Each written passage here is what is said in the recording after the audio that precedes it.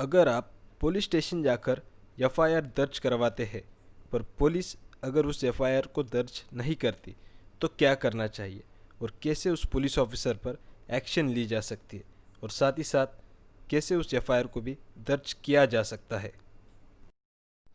दोस्तों, आप सभी का स्वागत है हमारे कानून के साथ इस चैनल पर।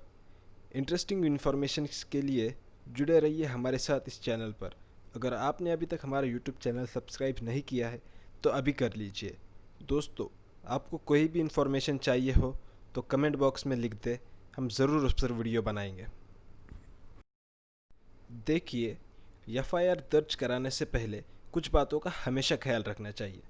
जब भी आप कोई एफआईआर दर्ज कराने जा रहे हो तब उसकी कॉपी ज़रूर बना लें, क्योंकि कई बार ऐसा देखा गया है जब भी आप पुलिस स्टेशन उस एफआईआर को लेकर जाते हो तब पुलिस आपकी कंप्लेंट ले लेते हैं, यानी आपका वो कंप्लेंट का कागज़ ले लेते हैं एफआईआर का, और वो आपको वापस भी नहीं करते और ना ही उसे रजिस्टर करते हैं।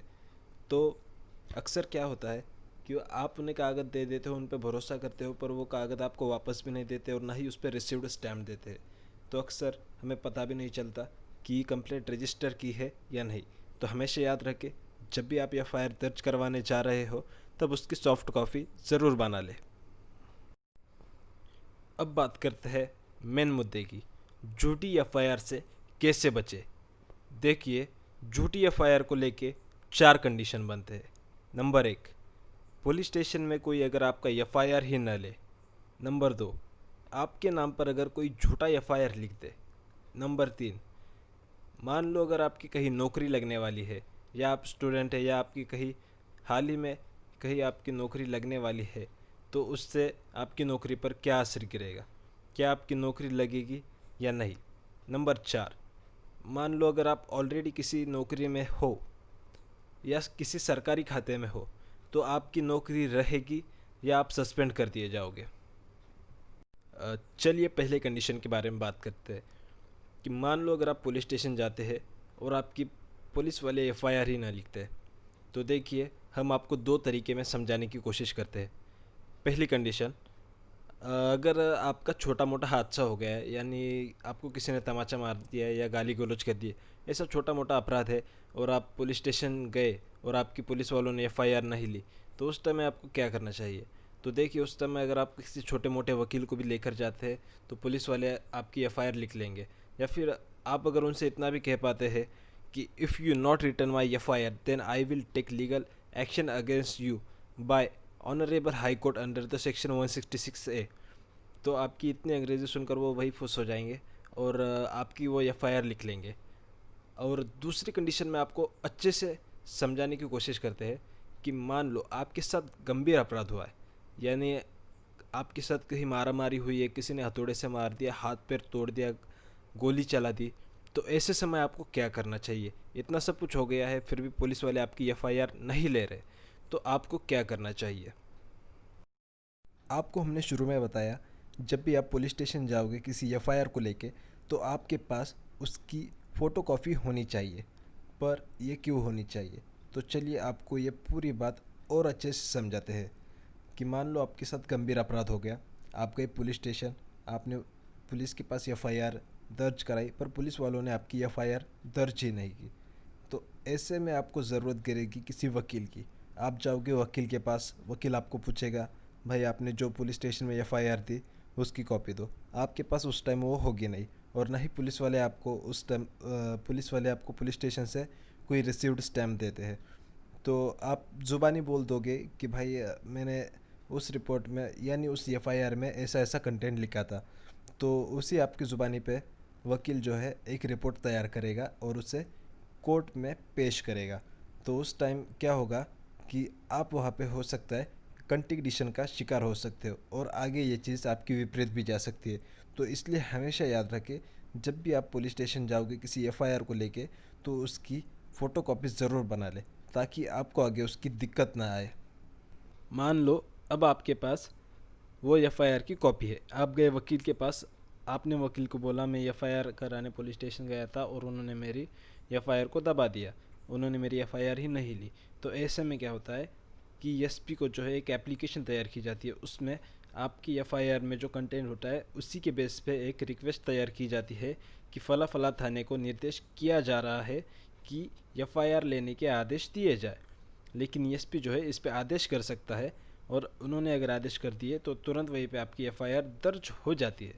अब मान लो अगर एसपी ने भी आपकी एफआईआर दर्ज नहीं की, तो वैसे तो बहुत ही कम होता है क्योंकि एसपी जो है वो बहुत ही अच्छे मिजाज के होते हैं, लेकिन फिर भी मान लो उन्होंने भी आपकी एफआईआर दर्ज नहीं की, तो अभी तक आपके पास जो भी रिकॉर्ड है, जो पुलिस स्टेशन में आपने जो एफआईआर दी थी उसकी कॉपी, और एसपी को जो आपने रिक्वेस्ट तैयार की थी वो, जो एसपी को आपने रिक्वेस्ट दी थी उसका रिसीव्ड स्टैम्प जो है वो एसपी के ऑफिस से मिल जाता है, तो उन दोनों को आप कोर्ट में प्रोड्यूस करोगे। इन सब के आधार पे आप 156(3) सीआरपीसी के तहत कोर्ट में मामला दखल कर सकते हो। अब 156(3) सीआरपी के तहत आप कोर्ट में मामला दखल करोगे तो कोर्ट सीधा सीधा डायरेक्ट इन्वेस्टिगेशन के आदेश देगा। अब डायरेक्ट इन्वेस्टिगेशन तो नहीं होती जब तक एफआईआर दर्ज नहीं की जाती, तो पुलिस क्या करेगी, पहले आपकी एफआईआर दर्ज करेंगे और फिर इन्वेस्टिगेशन करेंगे, क्योंकि बिना एफआईआर के वो इन्वेस्टिगेशन नहीं कर सकते। तो ऐसे एफआईआर को दर्ज किया जा सकता है। ऐसे ही स्टेप बाय स्टेप आप एफआईआर को दर्ज करवा सकते हैं। सीधा सीधा आप कोर्ट में जाके एफआईआर दर्ज नहीं करवा सकते। तो पहले आप जाएंगे थाने, फिर आप जाएंगे एसपी के पास, उसके बाद कोर्ट में आकर आप मामला दर्ज करवा सकते हैं। अब आपकी एफआईआर जिस पुलिस वाले ने नहीं ली उसका अगर आप बदला लेना चाहते हैं तो उसे भी आप कोर्ट में खींच सकते हैं। 166 आईपीसी और 166 ए आईपीसी के तहत उस पुलिस वाले को आप सज़ा दिलवा सकते हैं।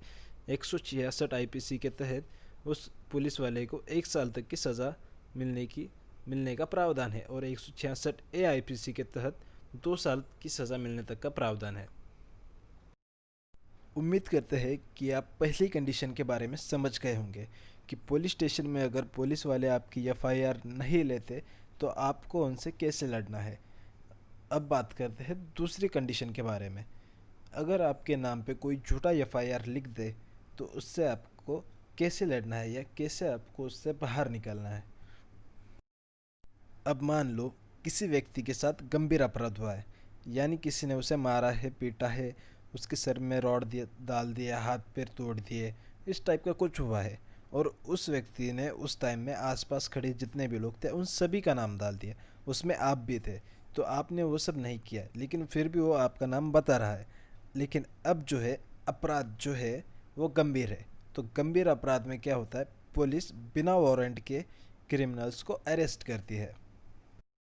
छोटे मोटे अपराध में पुलिस जो है वो बिना वारंट के क्रिमिनल्स को अरेस्ट नहीं करती, या अगर वो अरेस्ट करने आ भी जाए तो आप उनसे अरेस्ट वारंट मांग सकते हैं। अब कॉग्निजेबल यानी गंभीर अपराध में पुलिस आपको अरेस्ट वारंट नहीं दिखाएगी। जिसके साथ ये अपराध हुआ है उसने उस एफआईआर में आपका भी नाम डाल दिया, ये सोच के कि उन लोगों के साथ ये भी शामिल था, या हो सकता है आपकी और उसकी कोई पुरानी दुश्मनी होगी, या आपसे जलता था, या आपकी तरक्की उसे देखी नहीं जाती, या गुस्से में उसने आपका भी नाम डाल दिया उन सब के साथ।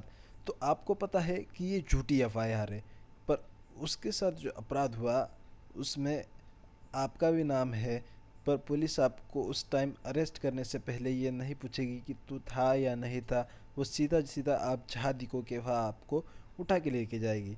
आपको पता है कि आपने वो अरेस्ट अपराध नहीं किया, लेकिन आपको डर है कि पुलिस आपको अब उठा ले जाएगी। अब आपको क्या करना है, आपको आपके जो सगे संबंधी है, चाचा, मामा, भाई, पापा, यार दोस्त, इनको डीएसपी या एसपी के ऑफिस ले जाइए और वहाँ आपके बेगुनाही के सबूत पेश कीजिए। यानी आप ऑडियो, वीडियो, फ़ोटो या फिर सीसीटीवी फुटेज या फिर मोबाइल ट्रेस करके बताइए, या फिर आपका जो बायोडाटा है, आपका प्रोफेशन जो है, उसके ज़रिए आप उन्हें समझाने की कोशिश कीजिए कि इस व्यक्ति के साथ जो हादसा हुआ था इसमें मैं नहीं था, ये व्यक्ति मुझे ज़बरदस्ती एफआईआर में खींच रहा है। तो आप वहाँ पे उनके सामने आपके बेगुनाही के सबूत पेश कीजिए। अगर एसपी या डीएसपी भी आपकी बात नहीं सुन रहे तो आप जाइए डिस्ट्रिक्ट कोर्ट में। अगर आपको अभी अरेस्ट नहीं किया है तो आपके पास समय है, तो आप जाइए वकील के पास। वकील के पास जाइए और बोलिए कि मुझे एंटीसिपेटरी बेल लेनी है, तो आपके डिस्ट्रिक्ट कोर्ट में आपको एंटीसिपेटरी मिल जाएगी। तो एंटीसिपेटरी बेल, इसका हिंदी में मतलब है अग्रिम ज़मानत, जो अरेस्ट करने से पहले ली जाती है। तो आप कोर्ट में जाइए, जज से कहिए कि ये फला फला व्यक्ति है, इसके साथ ये ऐसा ऐसा हादसा हुआ था, पर उसने उस टाइम वहाँ पे जितने भी लोग थे उन सभी का नाम डाल दिया, पर उसमें मैं नहीं था। तो आपके पास जो भी आपके सबूत है वो उन्हें दिखाइए, आपका बायोडाटा या फिर सीसीटीवी वीडियोज़ है, उनके ज़रिए उन्हें समझा दीजिए। तो आपने ये बात तो ज़रूर सुनी होगी कि कानून अंधा होता है, पर जज जो है वो अंधा नहीं होता। वो आपको तुरंत एंटीसिपेटरी बेल दे देगा। जो एंटीसिपेटरी बेल है वो लगभग तुरंत मिल ही जाती है। तो अब आपके पास एंटीसिपेटरी बेल है। आप अब अगर पुलिस के सामने से भी जाओगे तो वो आपको अरेस्ट नहीं करेगी। वो आपके खिलाफ सबूत ढूंढती रहेगी, या आपके खिलाफ अगर कोई सबूत मिलता भी है तो वो आपको नहीं देगी, वो जज को दे देगी। तो आपके पास एंटीसिपेटरी बेल है। एंटीसिपेटरी का मतलब है अरेस्ट से पहले आपको कुछ वक्त दिया जाएगा आपको बेगुनाही के सबूत पेश करने के लिए। मान लो अब आपके पास एंटीसिपेटरी बेल नहीं है, या एंटीसिपेटरी बेल मिलने से पहले ही आपको पुलिस ने पकड़ लिया, तो अब आपको पुलिस डाल देगी जेल में। तो जेल में डालने के बाद आपको रेगुलर बेल देनी पड़ेगी। तो रेगुलर बेल ये जो है वो थोड़ा लंबा चौड़ा प्रोसेस होता है, पर ये मिल जाती है। बेल चाहे एंटीसिपेटरी हो या रेगुलर हो, बेल का मतलब होता है कि आपको कुछ समय दिया जाएगा जिसमें आपको आपके बेगुनाही के सबूत सबूत जो है वो पेश करने हैं। तो एंटीसिपेटरी बेल जो है वो रेगुलर बेल के हिसाब से आसान होती है, जो जल्दी मिल जाती है। अब बेल मिलने के पास आपके पास दो रास्ते होते हैं। पहला कि आप दोनों कॉम्प्रोमाइज़ यानी समझौता कर लो, या दूसरा कि दोनों भी कोर्ट में लड़ते रहो। तो पहला ऑप्शन जो है कॉम्प्रोमाइज़, ये सबसे बेस्ट ऑप्शन है और सबसे आसान भी है। कि आप सामने वाले से कह दो, देखो आपके साथ जो भी हादसा हुआ है वो हमने नहीं किया, हम उसमें नहीं थे, आप ज़बरदस्ती हमें उसमें अड़का रहे हो। अब हमारे इज्जत की बात है, अब आगे अगर ज़्यादा कुछ हुआ तो हम आपको भी नहीं छोड़ेंगे। तो कभी कभी क्या होता है कि लोग अक्सर गुस्से में जो दिखेगा उसका नाम एफआईआर में डाल देते हैं, तो बाद में वो भी पछताते हैं, वो अलग बात है। तो कॉम्प्रोमाइज़ यानी समझौता है जो है वो सबसे बेस्ट और सबसे अच्छा ऑप्शन है, और वो मुद्दा जो है वहीं पे ख़त्म भी हो जाता है। अगर सामने वाला कॉम्प्रोमाइज़ ही नहीं करता है तो आप जाइए हाई कोर्ट। धारा 482 के साथ आप हाई कोर्ट में आपके लीगल दस्तावेज पेश कीजिए, लाइक सीसीटीवी फुटेज या वीडियो रिकॉर्डिंग या फ़ोटो, या फिर आपका कोई बायोडाटा या आपका प्रोफेशन है। तो इन सब के आधार पे आपका वकील जो है वो कोर्ट में बता देगा कि ये एफआईआर जो है वो गलत है, इस व्यक्ति को जानबूझकर फंसाया जा रहा है। तो हाई कोर्ट जो है इस पे तुरंत लीगल एक्शन लेगा और वो एफआईआर देख के बता देगा ये सच है या झूठ है। उन्हें अगर उस एफआईआर में कोई डाउट लगता है तो वो पुलिस को ऑर्डर दे देगा कि इस व्यक्ति को अभी अरेस्ट मत करो जब तक इसके खिलाफ कोई ठोस सबूत नहीं मिलते। अब वो व्यक्ति जो है समझौता ही नहीं कर रहा है और आपके खिलाफ ही उल्टा केस लगा रहा है, बिना वजह आपको अड़का रहा है, तो आपको डरने की ज़रूरत नहीं है, क्योंकि आपकी बाजू जो है वो क्लियर है। तो हाई कोर्ट में वो कहीं ना कहीं पकड़ा जाएगा और हाई कोर्ट जो है उसे सज़ा ज़रूर देगा। सामने वाला जो है वो किसी भी कीमत पर आपसे समझौता करने तैयार ही नहीं है। तो अब आप क्या कीजिए, सेक्शन 500 के साथ मानहानि का मुकदमा उस पर पेश कीजिए, और सेक्शन 211 के साथ उसी पर मुकदमा लगा दीजिए कि इस व्यक्ति ने हमारे साथ धोखा किया, बिन वजह हमें फंसाया, हमारी इज्जत खराब की, हमारा कारोबार बिगाड़ दिया, हमारा समय बर्बाद किया। तो इस तरह आपको झूठी एफआईआर से बचने के लिए इन सब चीज़ों से लड़ना होगा। तो पहले आपको पुलिस लेवल पर लड़ना होगा, फिर डिस्ट्रिक्ट लेवल पर, और फिर हाई कोर्ट में, और फाइनली आपको कहीं ना कहीं आपने कुछ वाकई में नहीं किया है तो आप इन सब में से ज़रूर क्लियर कट बाजू निकल जाएंगे और उस व्यक्ति को ज़रूर सज़ा मिलेगी। अब बात करते हैं तीसरी कंडीशन के बारे में। मान लो आपकी अगर कहीं नौकरी लगने वाली है, या आपने फॉर्म भरा है, तो इसका आपके नौकरी पर क्या असर गिरेगा? मान लो कोई स्टूडेंट है जिसे अगली क्लास में प्रवेश लेना है, या फिर कोई स्टूडेंट है जिसका ग्रेजुएशन हुआ है और वो कहीं नौकरी ज्वाइन करना चाहता है, या कोई इंसान है जो ऑलरेडी नौकरी में है और पहली नौकरी छोड़ के दूसरी नौकरी करना चाहता है, और नौकरी लगने से पहले ही किसी ने उस पर मुकदमा लगा दिया या एफआईआर लगा दी, झूठी एफआईआर, जिससे उसकी नौकरी पे क्या असर गिरेगा? अब मान लो आपकी नौकरी लगने वाली है, आपने फॉर्म भरा है, तो ऐसे में जो है आपको जॉइनिंग लेटर देना पड़ेगा, और उस जॉइनिंग लेटर में आपको लिख के देना पड़ेगा कि फला फला व्यक्ति के साथ ये हादसा हुआ था, इसमें मैं बेकसूर था, जिसमें मुझे जानबूझकर घसीटा जा रहा है, और डिस्ट्रिक्ट कोर्ट में ये केस चल रहा है, और इसके बेगुनाही के सबूत मैंने कोर्ट में पेश किए हैं। तो यहाँ पे जो है आप लिखित तौर में अगर उन्हें जॉइनिंग लेटर दे दोगे, तो वहाँ पे आपको वो एक्सेप्ट कर लेंगे। पर कोर्ट ने अगर आपको कोई सज़ा सुना दी, तो हो सकता है आपको वहीं पे निकाल दिया जाएगा। जब तक कोर्ट आपको सज़ा नहीं सुनाएगा, तब तक आपकी नौकरी सेफ रहेगी। जैसे ही कोर्ट ने आपको सज़ा सुना दी, आपको तुरंत नौकरी से निकाल दिया जाएगा। अब मान लो अगर कोर्ट ने आपको निर्दोष साबित किया, बेगुनाह साबित किया, तो आपको नौकरी पर रख लिया जाएगा। अब चौथी कंडीशन के बारे में बात करते हैं। मान लो अगर आप किसी नौकरी में ऑलरेडी हो और किसी ने आपके ऊपर झूठा एफआईआर लगा दिया, तो आपकी नौकरी पर इसका क्या असर गिरेगा? उदाहरण के तौर पर मान लेते हैं आप किसी सरकारी दफ्तर में बड़े ऑफिसर हो, और आपके ऊपर किसी ने झूठा एफआईआर लगा दिया। मान लो पुलिस ने आपको अरेस्ट कर लिया। अब क्या होगा कि आपका सरकारी खाता जो है वो आपको सस्पेंड कर सकता है, कर नहीं देता।